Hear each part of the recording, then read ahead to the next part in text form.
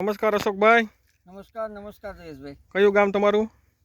અમારું અમરેલી તાલુકાનું કેરાળા ગામ, વીરડિયાનું કેરાળા. વીરડિયાનું કેરાળા. તાલુકો અમરેલી, જિલ્લો અમરેલી. જિલ્લો અમરેલી. હા. હવે તમે અત્યારે આ ગલકાની ખેતી સ્ટ્રક્ચરમાં કરીને ખૂબ સારી રીતે ખેતી કરી રહ્યા છો અને બીજા નંબરમાં તમે આ ગલકું વેરાયટી કઈ વાવેલી છે? ઇનઝાઇડેટનું ગલકી છે 56 નંબર. એન્જા જાયડરનું 56 નંબર ગલકું છે. 56 નંબર ગલકું છે.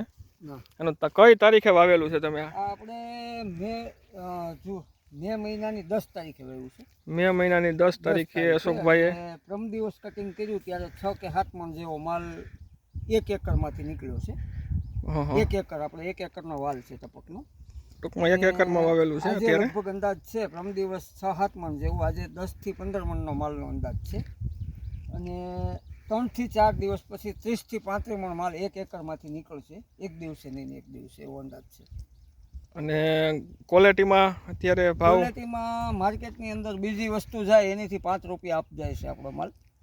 બીજું ગલકું 26-27 રૂપિયામાં વેચાતું હતું, આપણું ગલકું 35 રૂપિયામાં વેચાતું. 35 રૂપિયામાં અશોકભાઈ એવું કહે છે કે ગલકું વેચાય છે. એનું કારણ છે કે ગલકું એકદમ કૂણું રહે છે, સીધું રહે છે, વચ્ચેથી ડૂટા 8-9 ઇંચ સુધી કૂણું રહે અને ડૂટા નથી, વચ્ચે ડૂટા નથી, એટલે એના કારણે બજાર ભાવ વધુ મળે છે.